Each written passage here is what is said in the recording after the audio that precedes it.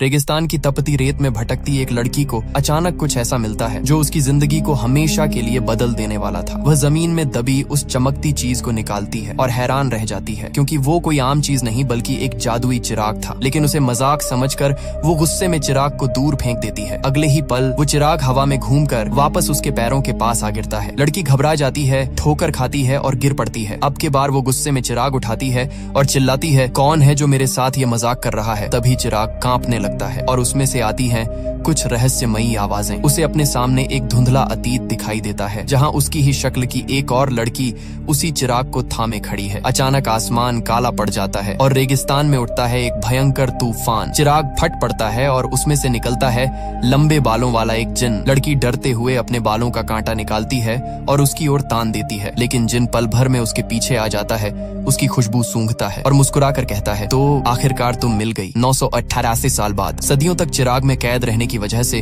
उसका सिर चकरा रहा था। लड़की उसे पागल समझकर जाने लगती है, पर जिन हाँफते हुए उसके पीछे आता है और कहता है, रुको, मैं तुम्हारा जिन हूँ, इस चिराग का जिन। पर लड़की उसकी एक नहीं सुनती और वहाँ से निकल जाती है। जब वो अपने आलीशान होटल पहुँचती है, दरवाजा खोलते ही उसके होश उड़ जाते हैं। कमरा जिन के लंबे उड़ते बालों से भरा पड़ा था और वो खुद सोफे पर बैठा मुस्कुराते हुए उसकी ओर देख रहा था। लड़की झुंझलाकर कहती है, तुम यहाँ क्या कर रहे हो? जिन हल्की मुस्कान के साथ जवाब देता है, बस तुम्हें वो याद दिलाने जो तुम 933 साल पहले भूल गई थी। जिन अपने लंबे लंबे बालों को सबूत की तरह सामने करता है और कहता है, देखा, ये हैं सदियों की कैद के निशान। लड़की हंसते हुए तंज कसती है, ओह सच में? तो फिर 933 सालों में तुम्हारी दाढ़ी क्यों नहीं बढ़ी मिस्टर जिन? उसकी ये बात सुनकर जिन सन्न रह जाता है। कुछ पल तक उसे कोई जवाब नहीं सूझता।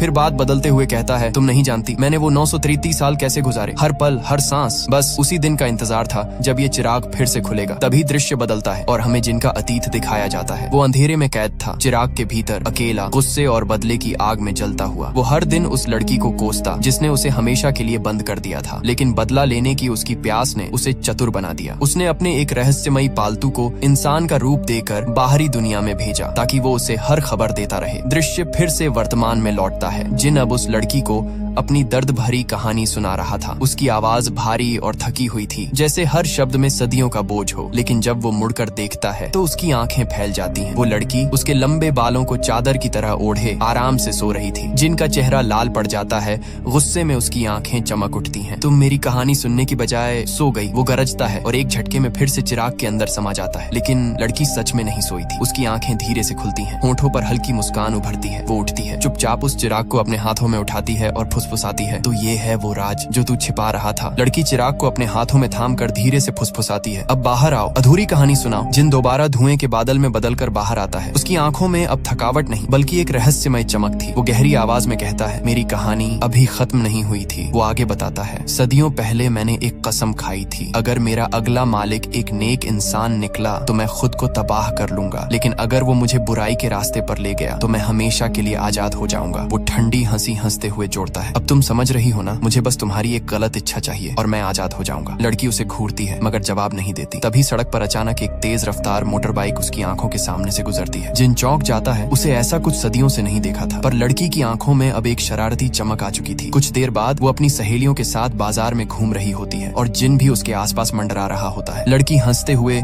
उससे धीमी आवाज में कुछ कहती है और जब उसकी सहेलियां पूछती हैं, तू किससे बात कर रही है, वो मुस्कुराकर जिन की ओर इशारा करती है। लेकिन किसी को कुछ दिखाई नहीं देता। लोगों को लगता है वो पागल हो गई है, क्योंकि लड़की अब हवा में बात कर रही थी और बीच बीच में जिन को गालियां देने लगती है। सब हैरानी से उसे घूरने लगते हैं। जिन हक्का बक्का रह जाता है, ये क्या कर रही है ये लड़की? धीरे धीरे उसके मन में शक पनपता है, शायद ये लड़की पहले से ही एक बुरी इंसान है। उसी वक्त लड़की एक दुकान में दाखिल होती है जहाँ पुराने सामानों का ढेर लगा था। वहाँ उसकी नजर एक और चिराग पर पड़ती है। वो मुस्कुराती है और बिना कुछ सोचे उसे रगड़ देती है। धुएं का गुबार उठता है और उसमें से निकलता है एक दूसरा जिन। वो ताकतवर था मगर हैरान। लड़की तुरंत पूछती है, क्या तुम उस लंबे बालों वाले जिन को जानते हो? जिन जवाब देता है, हाँ, वो मेरा धड़ाम। लड़की उसे जोरदार थप्पड़ मार देती है। पहला जिन ये सब देख हैरान रह जाता है। लड़की मुस्कुराती है और अपने जिन से पूछती है, तुम उड़ सकते हो है ना? वो कुछ कह भी नहीं पाता कि लड़की अचानक कहती है, तो उड़ चलो। अगले ही पल जिन हवा में बदल जाता है और लड़की उसके साथ आसमान में उड़ जाती है। हवा में गूंजती है उसकी हंसी, अब खेल शुरू हुआ है मेरे जिन। वो दोनों आसमान चीरते हुए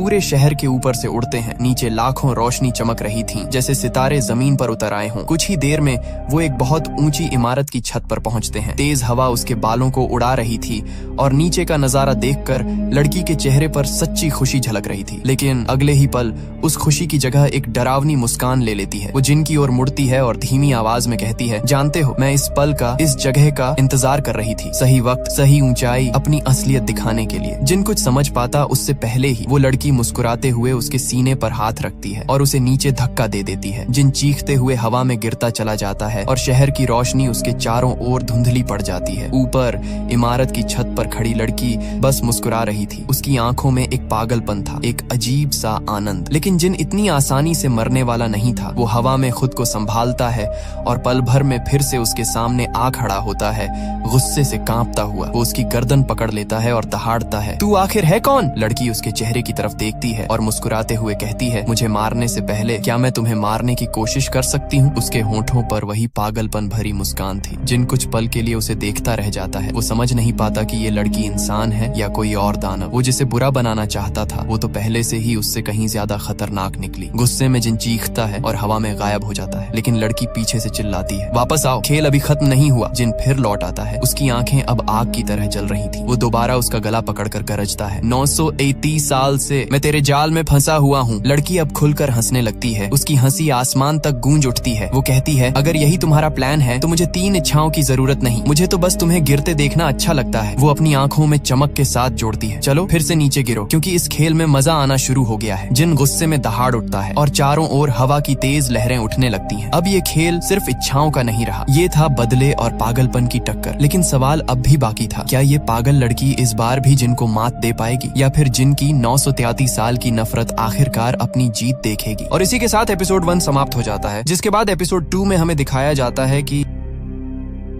हजारों साल पुराना एक जिन जो सदियों तक अंधेरे में कैद रहा, जब पहली बार इंसानों की दुनिया में आया तो उसने सोचा था कि अब आजादी का असली मजा लेगा। मगर उसे क्या पता था कि उसकी सबसे कीमती चीज इंटरनेट पर वायरल हो जाएगी। जब उसने गुस्से में दहाड़ लगाई तो पूरा शहर अंधेरे में डूब गया। हर गली, हर सड़क की बत्तियां एक साथ बुझ गईं। और जब उसने पहली बार एक ट्रैक्टर देखा तो ऐसे हैरान हुआ मानो कोई अजूबा देख लिया हो। लेकिन सबसे बड़ा झटका तो तब लगा जब वो एक पुराने वीडियो गेम का दीवाना हो गया। दिन रात बस वही खेलता रहता, खुद को गेम का बादशाह समझते हुए। फिर एक दिन एक छोटे से बच्चे ने उसे हराकर उसकी इज्जत का फालूदा बना दिया। ऊपर से उस पर 10,000 रुपए का कर्ज चढ़ गया। बेचारा जिन अब हक्का बक्का था, पैसे कहाँ से लाए ये समझ नहीं आ रहा था। आखिरकार उसने अपनी मालकिन गायंग से पैसे मांगे, मगर लड़की ने साफ इनकार कर दिया, 1 पैसा भी नहीं मिलेगा। बस यही सुनते ही जिन का गुस्सा फूट पड़ा। वो चिल्लाया और एक झटके में गायंग को हवा में उछाल दिया। वो ऊपर उड़ती गई और नीचे गिरते हुए बस इतना चिल्लाई, मैं वापस जरूर आऊंगी। लेकिन कुछ समय पहले जब गायंग अपना घर छोड़ रही थी तो उसने जानबूझकर वो जादुई चिराग वहीं छोड़ दिया था, ताकि जिन हमेशा के लिए वहीं फंसा रह जाए। मगर वो चालाक जिन उसका पीछा करते करते प्लेन तक पहुंच गया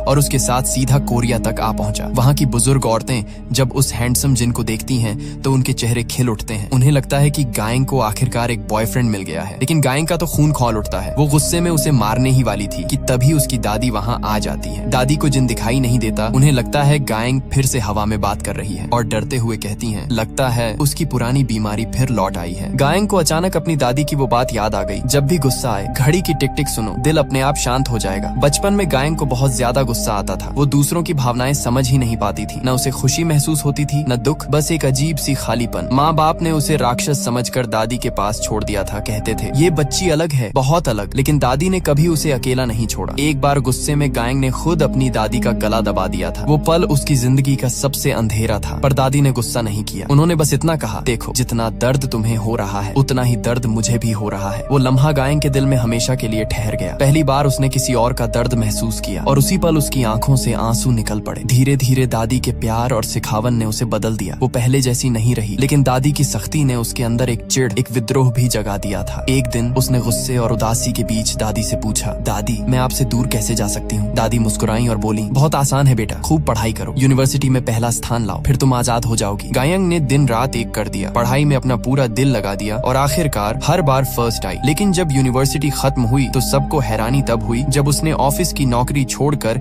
एक कार रिपेयर शॉप खोल ली। दादी के लिए ये किसी सदमे से कम नहीं था। उधर जिन ये सब बातें सुनकर हैरान और थोड़ा कंफ्यूज हो गया। उसके लिए यूनिवर्सिटी किसी जादुई जगह से कम नहीं लग रही थी। समझ न आने पर वो बहाना बनाकर वहां से निकल गया। दूसरी तरफ उसका पालतू जानवर, जो अब इंसान का रूप ले चुका था, गांव की बूढ़ी औरतों की मदद करके सबका चहेता बन गया। वो इतना खुश था कि खुद को इंसान ही मान बैठा, अपनी असली पहचान भूल गया। उधर गायंग जब अपनी कार लेकर गांव से गुजर रही थी तो रास्ते भर गांव वाले उसे ताने मारते रहे, लेकिन वो बस मुस्कुरा दी, क्योंकि अंदर से जानती थी वो सब उसी से प्यार करते हैं, बस जताने का तरीका थोड़ा अलग है। इसी बीच जिन वहां पहुंचा और गांव वालों से गायंग के बारे में बातें करने लगा। तभी उसे पता चला कि बचपन में गायंग जानवरों को मारा करती थी, पर एक दिन गांव के एक अंकल ने उसे लकड़ी पर नक्काशी करना सिखाया और वही उसकी जिंदगी का मोड़ साबित हुआ। उस दिन के बाद से वो हर चीज में निपुण होती चली गई। ये सुनकर जिन गहरे सोच में पड़ गया। उसके दिमाग में बस एक ही बात घूम रही थी, इस लड़की को हराना आसान नहीं है। वो सलाह लेने अपने भाई के पास गया, लेकिन जैसे ही भाई ने कोल्ड ड्रिंक का घूंट लिया, वो तो नशे में झूमने लगा और उसी ड्रिंक का दीवाना बन गया। उधर जब गायंग ने गुस्से में जिन को हवा में उड़ाया था तो वो सीधा अपने चिराग में लौट गया, लेकिन उसका असर उसके भाई पर भी हुआ, क्योंकि वो उसी का हिस्सा था। जब भाई को पता चला कि झगड़ा सिर्फ 10,000 रुपए के लिए हुआ था तो उसने तुरंत जिन को पैसे दे दिए। इसके बाद जिन ने भाई से पूछा, भाई ये आंटी सोशल पर्सनैलिटी क्या होती है? भाई उसे एक इंटरनेट कैफे ले गया और जब जिन ने पहली बार गूगल पर गायंग का नाम सर्च किया तो स्क्रीन देखते ही उसकी चीख निकल गई। वो समझ चुका था कि गायंग कोई आम लड़की नहीं, वो हमेशा दूसरों के लिए विश मांगती आई थी। और अब जिन को साफ एहसास हो गया, इस बार मैं हार जाऊंगा। पुलिस और फायर ब्रिगेड जब वहाँ पहुंची तब आग पहले ही बुझ चुकी थी। जिनकी हालत अजीब सी बिगड़ी हुई दिख रही थी। गायंग ने ऐसा दिखाया जैसे वहाँ कुछ हुआ ही ना हो, बस एक हल्का सा मोड़, एक पत्थर जैसा चेहरा। उसने साथ में खड़े जिन को एक जोरदार घूंसा ठोंक कर वहीं छोड़ दिया और बिना देखे चली गई। रात को वह अपने दोस्त के साथ अपने पसंदीदा रेस्टोरेंट में बैठी थी। यह उसका हर बुधवार का रूटीन था। दोस्त ने उसके हाथ पर लगी चोट देखी, पर गायंग ने इसे हवा में उड़ा दिया। दोस्त की आंखों में उदासी दिखी, वह उसके रूखेपन से टूटकर रो पड़ी। गायंग ने चुप कराते हुए उसकी पीठ थपथपाई। वह भावनाएं न समझती थी, पर जानती थी कि दोस्त उससे सच्चा प्यार करती है। पानी लेने गई दोस्त ने अनजाने में फोन से एक तस्वीर खींच ली और उस तस्वीर में जैसे किसी ने उसे जकड़ लिया हो। धुंधले से जिन का अक्स भी कैद हो गया। गायंग ने यह देखकर सोचा कि जिन उसका पीछा कर रहा है और वह गुस्से में बाहर भाग पड़ी। शांत करने के लिए जिन ने उसे एक साधारण सा हेयर क्लिप दिया। गायंग ने शर्त रख दी, अगर तुम यह क्लिप पहनोगे तो सिर्फ मैं ही तुम्हें देख पाऊंगी। फिर उसने एक खतरनाक दांव खेलने का फैसला किया। उसने कहा, तुम्हें सड़क पर मिलने वाले 5 लोगों की इच्छाएं पूरी करनी होंगी। अगर उनमें से 3 अपनी इच्छा की वजह से बर्बाद हो गए तो मैं तुम्हारी बाकी 2 इच्छाएं मांग लूंगी और फिर तुम्हें मारने का हक मिलेगा। जिन चौंक गया। किस तरह कोई अपनी जिंदगी की बाजी लगा सकता है? लेकिन गायंग ने ठान लिया था कि उसे डर नहीं। उसकी पहली इच्छा यह थी कि जिन साबित करे इंसान हमेशा बर्बादी की ओर ही जाता है। अब खेल शुरू हो चुका था और शहर की भीड़ में उन्हें जो मिलने थे वे थे। पहली थी एक थकी हुई कैशियर जो हर दिन मुस्कान के पीछे अपने दर्द को छुपाती थी। दूसरी एक उदास बैंक कर्मचारी जिसे जिंदगी से अब कोई उम्मीद नहीं थी। तीसरा एक आवारा कुत्ता जो सिर्फ एक टुकड़ा प्यार ढूंढ रहा था। चौथा एक ट्रक ड्राइवर जो अपने अतीत से भागते हुए सड़कों पर जिंदगी गुजार रहा था। और पांचवा एक यूबर ड्राइवर जिसे अपनी किस्मत पर भरोसा नहीं रहा। जब जिन ने उस कुत्ते को लिस्ट में देखा तो हंसते हुए बोला, जानवर इसे भी गिनोगी? लेकिन गायंग ने शांत आवाज में कहा, शर्त 5 जिंदगियों की थी और जानवर भी जिंदा होते हैं। जिन मुस्कुराया, उसकी बात मान ली और बोला, ठीक है, लेकिन याद रखना मैं कोई साधारण जिन नहीं, मैं वो शैतान हूँ जो इंसानों को उनकी खुद की बर्बादी तक पहुँचाता है। लेकिन अगली ही सुबह जब सूरज निकला, जिन के चेहरे पर पहली बार पछतावे की झलक आई। उसे लगा कि वो गायंग से ये शर्त हार जाएगा। वो धीरे से वहाँ से चला गया। जाते जाते दादी के बनाए खाने का डिब्बा चुराया और आसमान में गायब होते हुए बोला, शायद मुझे इस बार इंसान से हार मान लेनी चाहिए। एपिसोड की शुरुआत होती है जब इब्लिस आखिरकार कायांग की इच्छा मान लेता है। कायांग मुस्कुराती है और कहती है, मैंने इच्छा मांग ली, अब तुम ये हेयर पिन पहन लो। इब्लिस थोड़ा झिझकता है, चेहरे पर गुस्सा भी है और अंदर से थोड़ी शर्मिंदगी भी। वो हेयर पिन तो ले लेता है, लेकिन दिल के अंदर जलन सी उठती है। कायांग हंसते हुए पूछती है, तुम इतने मशहूर जीनी क्यों हो? तुम तो सदियों से कैद में थे ना? इब्लिस धीरे से जवाब देता है, क्योंकि मैंने ऊपर वाले का आदेश नहीं माना था। कायांग फिर पूछती है, वो क्यों? इब्लिस की आवाज गहरी हो जाती है, मैं मिट्टी से बने कमजोर इंसान के सामने क्यों झुकूं? अचानक कायांग बोलती है, है वो देखो नीचे पैसे पड़े हैं। इब्लिस झट से नीचे झुक जाता है और यही सीन सबसे फनी है क्योंकि इस पल जीनी खुद इंसान के सामने झुका हुआ होता है। इब्लिस झेंपते हुए कहता है, मैं तो बस अपने जूते साफ कर रहा था, ज्यादा मत हंसो। और फिर आंखें तरेर कर जोड़ता है, एक दिन तुम्हें मैं खुद करप्ट कर दूंगा और तुम्हारी गर्दन को नरक के दरवाजे पर लटका दूंगा।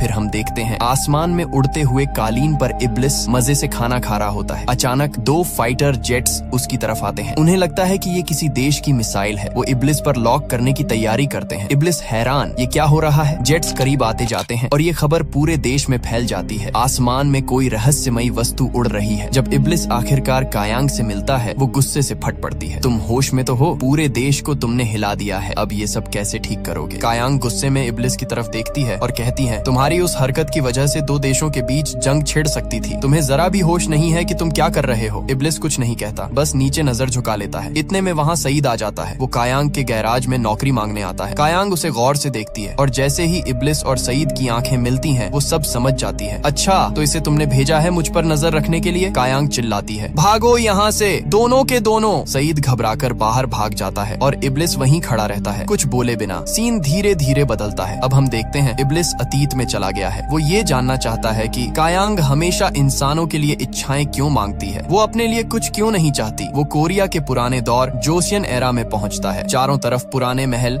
सैनिक और राजसी माहौल। इब्लिस किसी राजा से मिलने की कोशिश करता है पर इस बार भी उसका प्लान बुरी तरह फेल हो जाता है। किंग और उसके सिपाही उसे पकड़ लेते हैं और बिना कुछ सुने उसका सिर कलम कर देते हैं। सीन बेहद डरावना होता है। इब्लिस की चीख गूंजती है और वो वहीं से गायब हो जाता है। वो प्रेजेंट टाइम में वापस लौट आता है, थका हुआ, परेशान और गुस्से में। कायांग उसे देखती है और कहती है, लगता है तुम फिर से कुछ उल्टी सीधी हरकतें कर रहे थे। वो आगे बढ़ती है और सवाल करती है, और सुनो, अब तक तुमने उन 5 बंदों में से किसी एक को भी करप्ट क्यों नहीं किया? इब्लिस एक हल्की मुस्कान के साथ जवाब देता है, जब वो लोग अपनी जिंदगी की सबसे बड़ी मुसीबत में होंगे तो चिराग खुद ब खुद उनके सामने आ जाएगा और जैसे जैसे वो मुझसे इच्छाएं मांगेंगे वो धीरे धीरे लालची, झूठे और धोखेबाज बनते जाएंगे। कायांग इब्लिस की तरफ देखती है और कहती है, मैं यह भी जानना चाहती हूँ कि हर इच्छा के साथ क्या बदलता है। इब्लिस मुस्कुराता है और कहता है, चलो मैं तुम्हें कुछ दिखाता हूँ। वो उसे एक जादुई क्विल के बारे में बताता है जो सिर्फ सच लिखती है। वो कहता है, तुम उसे चेक कर सकती हो, क्या बदलता है। इब्लिस उसे एक बिल्डिंग में ले जाता है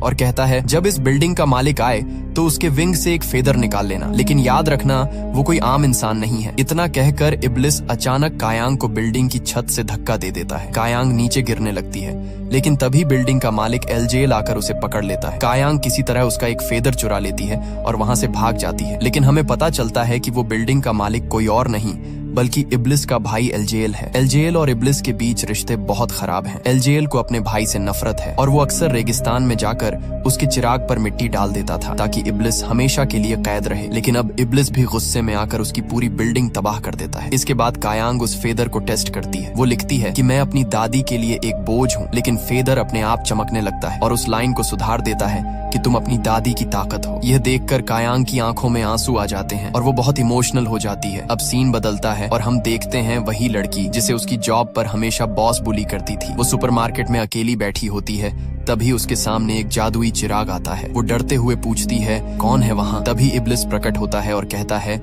मैं हूँ तुम्हारा जिन्न। लड़की बिना सोचे कहती है, मुझे इस सुपरमार्केट का मैनेजर बना दो। मैं उस औरत से बदला लेना चाहती हूँ जिसने मेरी जिंदगी खराब की। इब्लिस उंगली हिलाता है और कहता है, ख्वाहिश मंजूर। अगले ही पल वो लड़की सुपरमार्केट की नई मैनेजर बन जाती है। सारे एम्प्लॉय उसे देखकर दंग रह जाते हैं और उसकी पुरानी बॉस के चेहरे का रंग उड़ जाता है। अब वो उसी औरत से सारा काम करवाती है जिसने कभी उसे नीचा दिखाया था। कुछ देर बाद इब्लिस वापस आता है। कायांग पूछती है, क्या मांगा उसने? इब्लिस मुस्कुराते हुए सब कुछ बता देता है। बात करते करते उनकी बातचीत में एक नाम आता है, मिंजी। इब्लिस रुक जाता है और पूछता है, ये मिंजी कौन है? कायांग की आंखों में हल्की उदासी उतर आती है और स्क्रीन धीरे धीरे ब्लर होने लगती है। एक फ्लैशबैक में हमें मिंजी की कहानी दिखाई जाती है। मिंजी को स्कूल में कुछ स्टूडेंट्स हर दिन बुली करते थे। वो चुप रहती थी, कुछ कह नहीं पाती थी, लेकिन जब कायांग को इस बात का पता चलता है तो वो गुस्से में उन बुलीज के पास जाती है और उन्हें धमकी देती है कि अगर उन्होंने मिंजी को फिर तंग किया तो वो सबको आग लगा देगी। उस दिन के बाद से मिंजी और कायांग की दोस्ती गहरी हो जाती है। वो दोनों एक दूसरे की जिंदगी का अहम हिस्सा बन जाती हैं। अब सीन बदलता है। इब्लिस वीडियो गेम खेल रहा होता है, तभी एक गली का गुंडा उससे टकरा जाता है। इब्लिस उसे घूरता है और कहता है, सईद, इस नालायक को सबक सिखाओ। सईद एक मुस्कान के साथ अपनी असली शक्ल दिखाता है और एक मिथिकल बीस्ट यानी डरावने राक्षस का रूप ले लेता है। वो गुंडा डर के मारे कांपने लगता है और वहीं अपनी पैंट गीली कर देता है। इब्लिस और सईद दोनों हंसने लगते हैं और सीन वहीं से कट होता है। अगले सीन में सईद जंगल में घूम रहा होता है, तभी वो एक खूबसूरत चिड़िया को देखता है। वो चिड़िया अचानक इंसान का रूप ले लेती है। सईद मुस्कुराता है और कहता है, आयरम, तुम यहाँ क्या कर रही हो? वो दोनों काफी देर तक एक दूसरे से बातें करते हैं। धीरे धीरे हमें पता चलता है कि सईद और आयरम पुराने दोस्त हैं। पास्ट में आयरम ने सईद की बहुत मदद की थी, खासकर कायांग के पुनर्जन्म को ढूंढने में। लेकिन असली ट्विस्ट तो तब आता है जब यह पता चलता है कि आयरम कोई आम इंसान नहीं बल्कि इब्लिस के भाई एलजेल की असिस्टेंट है। अब सीन बदलता है। सईद वापस इब्लिस के पास आता है और उसे बताता है कि कायांग ने उसे अपनी गैराज में जॉब दे दी है। फिर वह गंभीर लहजे में कहता है, मुझे पता लगा है कि कायांग खुद को मारना चाहती है। जैसे ही उसकी दादी इस दुनिया से चली जाएगी, ये सुनकर इब्लिस का चेहरा सख्त हो जाता है। उसकी आंखों में पहली बार डर और बेचैनी नजर आती है। ये सुनकर यकीन नहीं होता। उसने तो अपना कॉफिन भी तैयार कर लिया है। इब्लिस ये देखकर चौंक जाता है। ऐसा नहीं हो सकता। अगर उसकी दादी मर गई तो वो खुद को मार लेगी। अब वो किसी भी हाल में उसकी दादी को मरने नहीं देता। खाना बनाना हो या खेतों में काम करना, सब खुद करता है। दादी तो हैरान है कि इस लड़के को अचानक क्या हो गया है। लेकिन कहानी यही नहीं रुकती। अगले सीन में हम देखते हैं इब्लिस और कायांग एक साथ शॉपिंग पर जाते हैं, फिर एक रोमांटिक डिनर डेट पर। हमारा जीनी मजे से खाना खा रहा होता है, तभी उसकी नजर कायांग पर पड़ती है, जो टावर की तरफ देखती हुई खोई हुई लग रही थी। इब्लिस मुस्कुराकर कहता है, इस बार प्रॉमिस करो तुम मुझे नीचे नहीं फेंकोगी। और फिर वो कायांग को उसी ऊंचे टावर पर ले जाता है। वहाँ इब्लिस पूरे शहर की लाइट्स बंद कर देता है ताकि कायांग आसमान के असली तारों को देख सके। चारों तरफ सिर्फ सन्नाटा, ऊपर चमकते तारे और नीचे वो दोनों अकेले। कायांग के चेहरे पर हल्की मुस्कान आती है। उसे मिंजी की बात याद आती है, अगर कोई लड़का स्टार्स की बात करे तो समझ जाना वो तुम्हें किस करना चाहता है। बस फिर क्या था, कायांग अचानक इब्लिस को किस कर लेती है। इब्लिस तो जैसे पत्थर का बन जाता है, पूरी तरह हक्का बक्का। और यहीं पर यह एपिसोड खत्म हो जाता है, एक प्यारे लेकिन शॉकिंग मोमेंट के साथ।